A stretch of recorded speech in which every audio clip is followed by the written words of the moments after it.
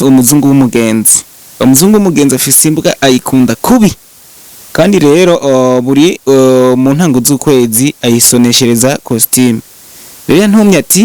umusatirizi nico gituma mbere ndagutumiye mu kiganiro muri studio ya Igozen TV kugira ngo numve ko iyi deal ushobora kuyikora. Iyo mbwa rero ayishakira costume izo kwambara mu ntango z'uku kwezi kwa gatandatu.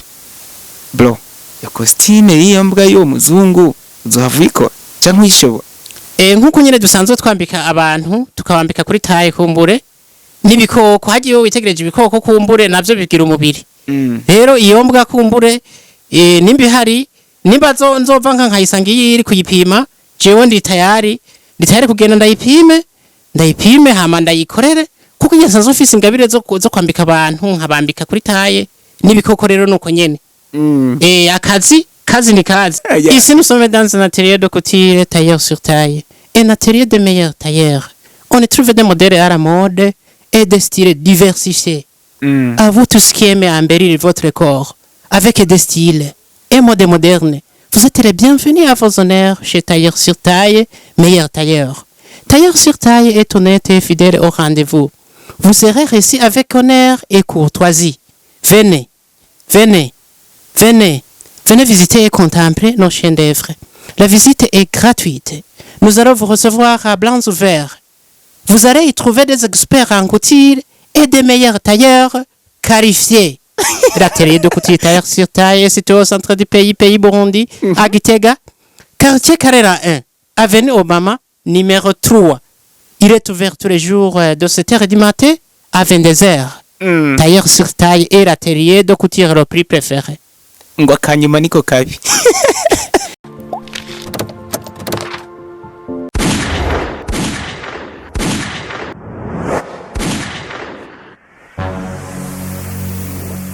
Igozen TV. Nuko bakunzi ba Igozen TV, much respect to you. Kumburi uitanga utiziganya kumburi kudukurikirana gatanu kuri gatanu. Uno mutsi rero Igozen TV yabazaniye umuntu kumbure mwari murindiranye igishika. Tumuheruka ku defile le 1er mai kumbure ari muri bamwe nabo basanzwe bakorana bari baberewe cyane. Jewe rero nk'umusatirizi navuze ati ya muntu ndamukene kumbure nzomutumire mu bwami bwa Igozen TV kumbure tumubaze agakenyuro canke kumbure akajya kantu bakoze ko kugira ngo bashobore gutunganya ujya mwambaro bari bafise ajya amametero bari bafise kijya gitabo bari bafise mbe cyari cyanditswemo ibiki imbere yuko tumwakira tunamubaza kumwe twamatubikorera abandi tukwakire bro.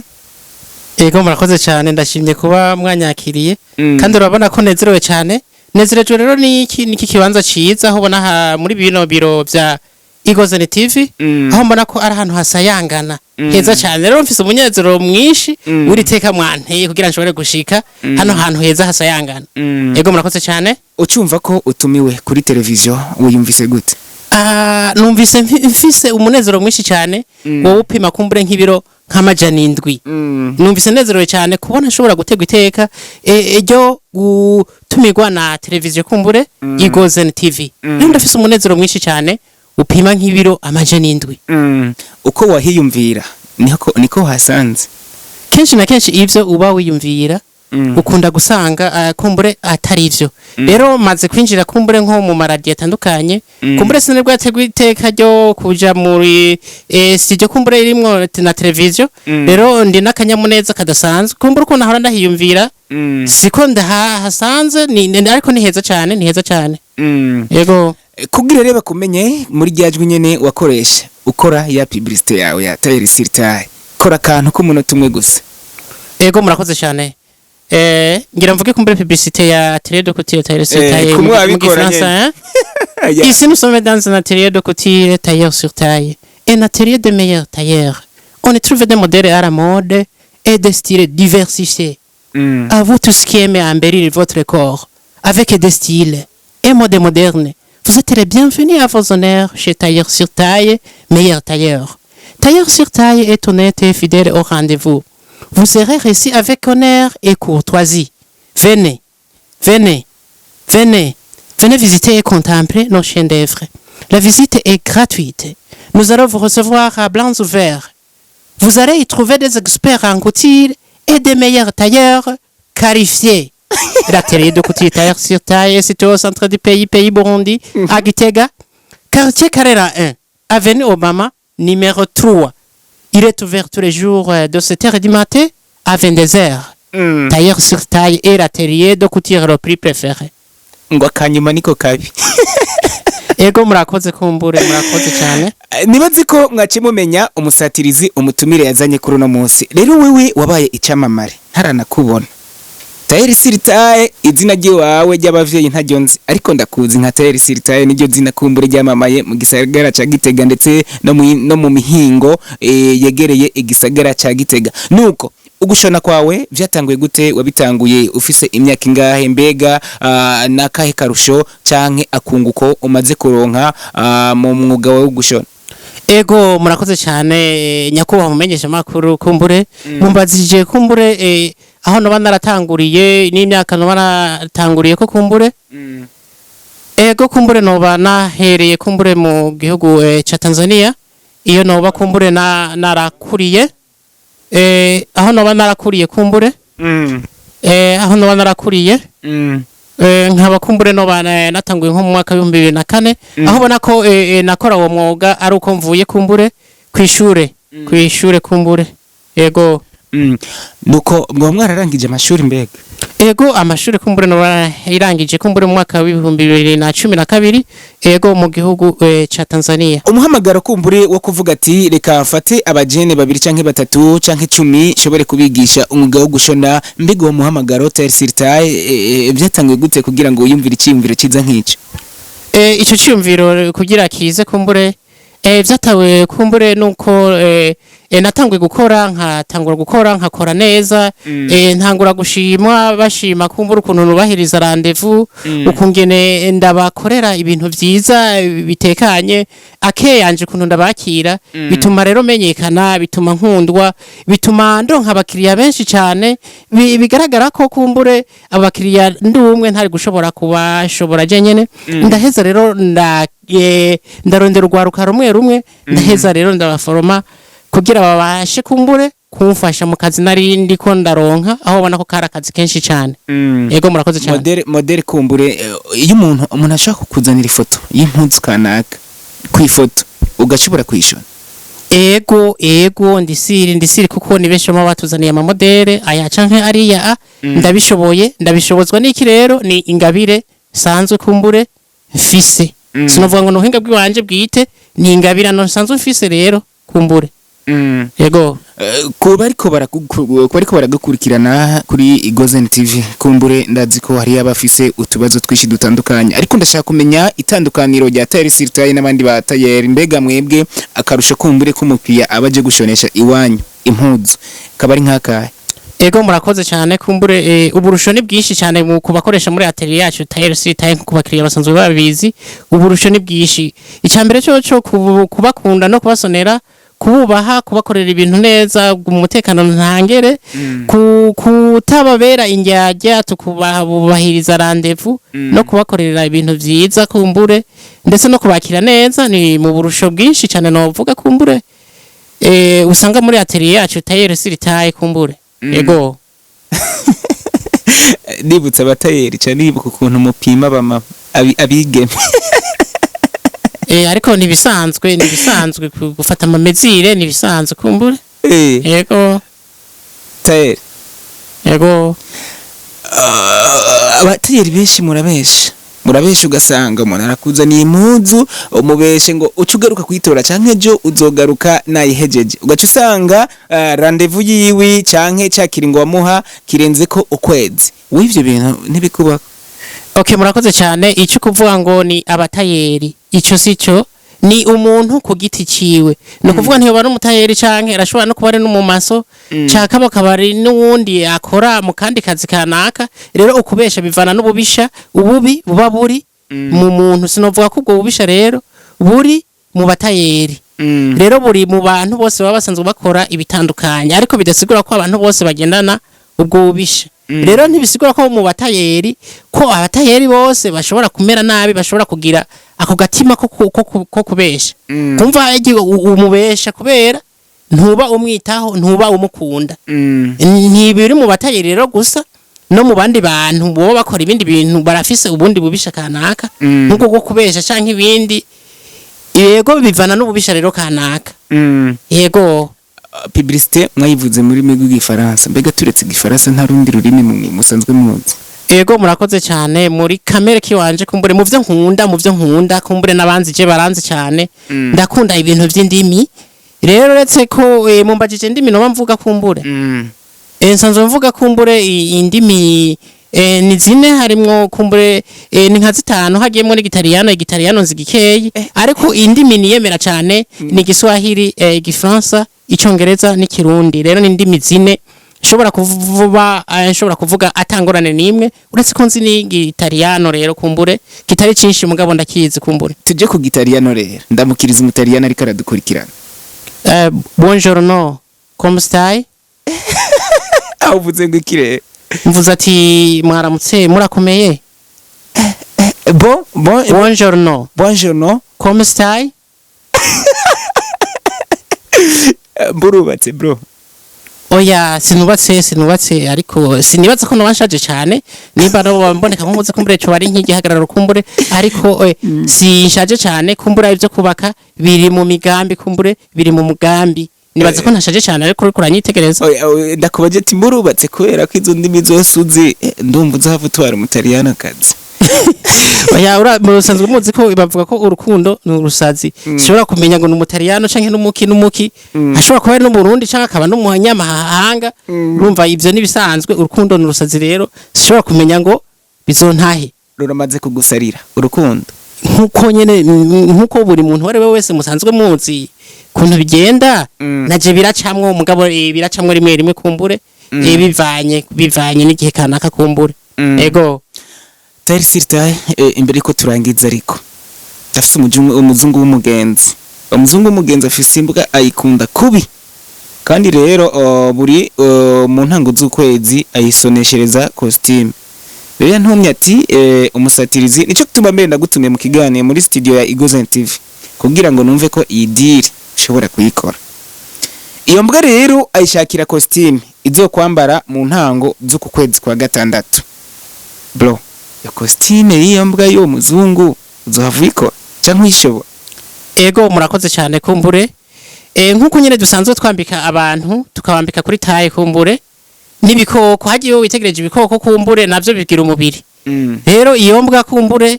nimbi hari nimba nzova nkayisanga iri kuyipima jewe ndi tayari kugenda ndayipime hama ndayikorere kuko nyasanzwe ufise ingabire zo kwambika abantu nkabambika kuri taye nibikoko rero nuko nyene akazi ni kazi iyo mbwa nimbi hari munjane hama imbwa ndayipime ndayikorera impuzu nta kibazo na kimwe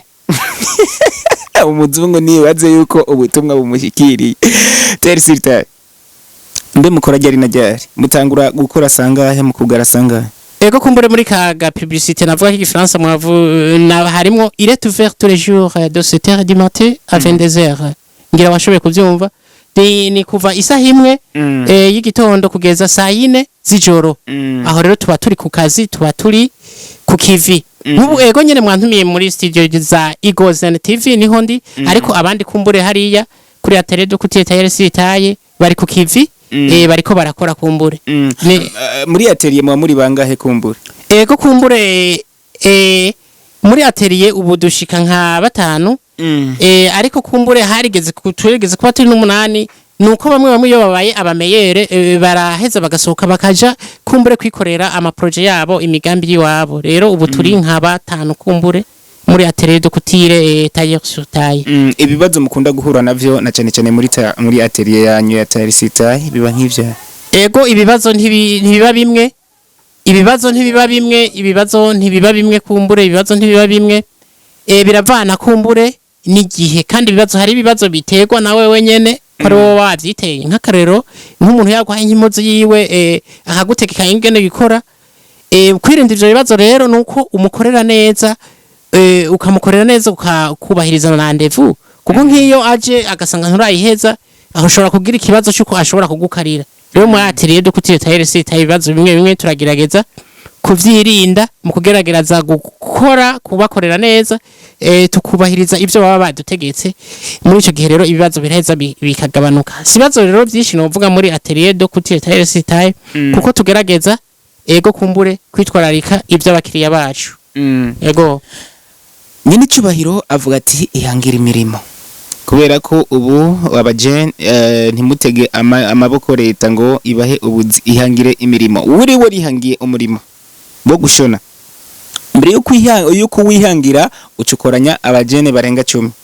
ubashira mu mwuga icyo usaba nk'intererano icyo usaba nka leta cyo nkicaye kugira ngo ubandanye kumbure uteze imbere kugwaruka na cyane cyane nawe witeze imbere ego kumbure murakoze cyane kumbure icyo no saba kumbure nk'abakuru canke abategetsi sinovuga ngo ndiko ndabasanga uburyo ngo biki ngo uburyo ngo bampa uburyo ngo ubu canke buriya ahubwo icyo ndabasaba ni nk'amakomande aboneka hanyuma kumbure amakomande mu masosiyete kanaka bashike muri atelier de couture taille style hama tweze tubakorere ibintu vyiza vy'amateka nico kintu mbona cyo baciza kumbure babamfashije canke mu kuturonsa kumbure kumbure ubuzi kanaka kumbure nimba hari nk'ama entreprise cyangwa ama societe akomakomeye baza badutore kumbure hama tugende tubanyuma badukore kumbure mu mufuko kumbure sindiko ndasaba rero ngo ibintu ngo ivyimfashanyo ngo bampe ngo mashine ntokenye ndakenye mugabo naho no bankenye ndamenya ko kumbure nakwiye amaboko mu mpuzu kumbure ndashobora kubandanya mbaho rero intererano rero nsaba rero intererano nsaba nyamakuru amashira hamwe canke abandi bose bantu bose bavuga ati turashaka guterera iki ico bonterera nyamakuru no gushikaje kuri atelier hama bakama makomande ceke mu kantu mako bakampa ubuzi nkakora rero sindiko ndasaba amahera canke ndiko ndasaba ibiki n'ibiki nsaba gushika rero baduha amakomande dukore hanyuma kumbure duhejeje tugakora turaheza tukaronka kumbure uburyo bwo kubaho kumbure nabo tuba dusanzwe dukorana bagashobora kubaho sindiko nsaba amahera rero kumbure yego abadukurikiranye abo bashaka nabo kwifuza kumenya gushona mbega uracabandanya kumbure wigisha abajene ego kugira ngo ushobore kwakira ubikeneye mbega basabwa iki nice kiba gikenewe kugira ngo ushobore kumwakira ego murakoze cyane icyo kiba gisabwa kugwa mbere ni vocation abafise umuhamagaro wavyo afise umuhamagaro atari ivyo yahatiwemwe kuko hari umuntu aja mu kintu bariko baramuhata nk'abavyeyi bamuhatira ngo genda muri kiriye gusanga nta ngabire afise rero je mbashaka umuntu aza ari uko afise iyo ngabire ni naho iyo ndiko ndamwigisha biheza bikamworohera kuko usanzwe uziko twese ntidushobora ibintu dushobora biriya na biriya abafise rero umuhamagaro ico nico gisabwa kuba wumva ko bafise uwo muriro bavyumvamwo ndabaha ikaze nkuko nafashije abacanke bariya iyo ngabire yo gufasha kumbure no kwigisha ndacabandanya kumbure sindohagarika kumbure ndohagarika kugeza kumbure nini tabarurema kumbure modeli z'aba mama n'iz'aba papa izikorohera barizi ego murakoze cyane nta numva ngo binyorohera canke ngo biragoye bivana kumbure kumbure bivana n'ububangukigwe kumbure nko kuri jewe cyane cyane ndabona ko kumbure nkora cyane cyane kutire dame kuko murabona ko abadame kumbure n'abigeme ni benshi cyane kandi murabona ko bariryohera muri kamere yabo rero bariryohera bakunda kwinezereza rero kenshi nitayeho cyane kutire dame cyane uretse ko na kutire ome ata mpuzu novuga ngo sishoboye gukora impuzu rero ndashoboye kuyikora ariko kenshi kubera ko namaze kubona ko abadame n'abigeme biryohera cyane binezera mu bintu by'inyambaro rero nashimye kwibaza cyane muri kutire dame kumbure ariko kubera ko abagabo n'abasore kenshi nabonye ko bakunda kwiyambarira izo bakuze ntibasonesha cyane rero kutire dame cyane ndi umumeyere cyane ego murakoze cyane ko Taille Style imbere ko turangiza mbega mukorera hehe mbega kanimero ka telefone nyimba vyo kunda ko mugatanga kugira ngo uri mwishatanya uri mu Kiswahili akeneye gushonesha iwanyu kugira ngo ababazi canka barungikire kuri WhatsApp model kumbure abashaka ko mwomushonera nimero ashobora kubatora ko canke adresse yaho mukorera sinzi ko mushobora kwitubwira nga kuri Gozen TV ego murakoze cyane mumenyesha makuru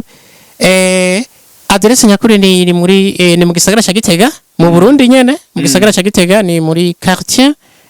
Karera ya mbere, quartier Karera ya mbere ni kuri Avenue Obama ku nimero kumbure 3 niho hasanzwe ari hari atelier yacu Tailleur sur Taille. Umuntu acinjira muri atelier Tailleur sur Taille ikintu ca mbere yakigwa bari nk'icaye kumbure yakigwa niki ibimwakira kumbure si ndavuga ndasobanura mbega hari ukuntu kumbure mushobora guteramisha umukiriya mukamuyagisha mukamutera inkuru kugira ngo ntarambirwe canke azokumbura inkuru ati ndakumbuye hahantu kuja kuhashoresha kubera ko nabantu baganira bakirana kamwe umukiriya ibintu nk'ibi. Ego kumbure bimwakira ni akenyene uretse ko kumbura hasanzwe hora n'amaradiyo avuga agakubita umuziki agakubita umudundo ariko abantu ntibanezererwa na bimwe turaheza rero iruhande y'ivyo radiyo dunda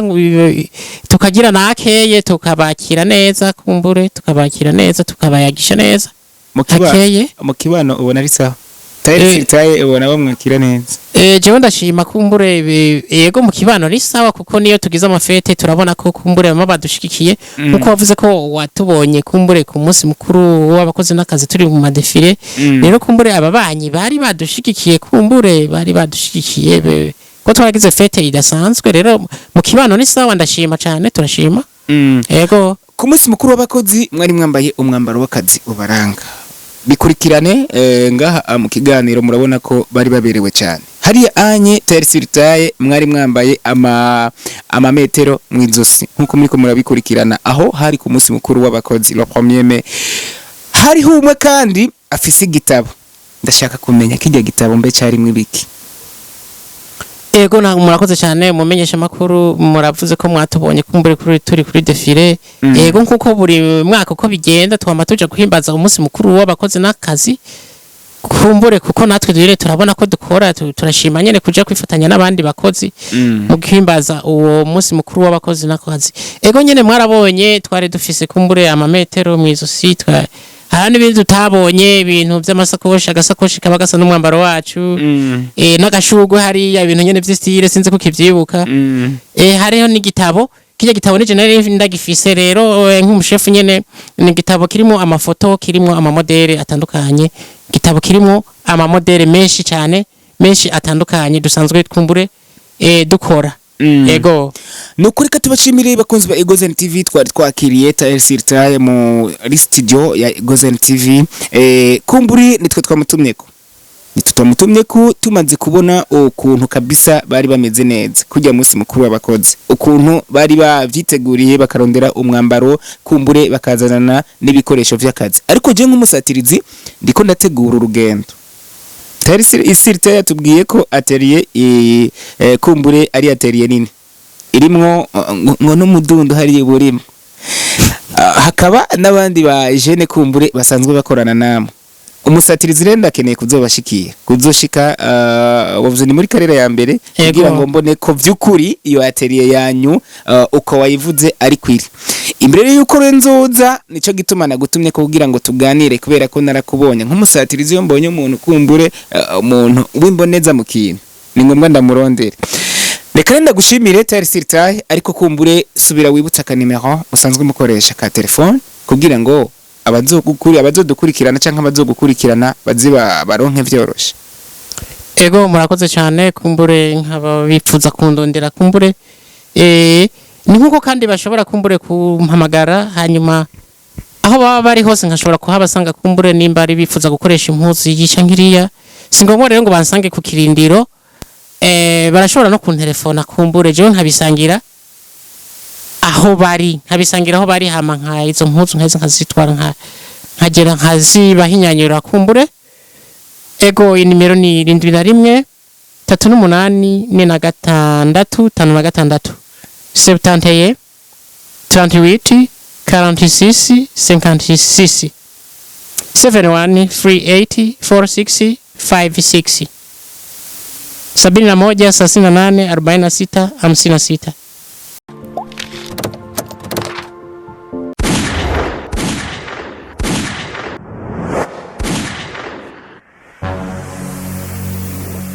Egozen TV.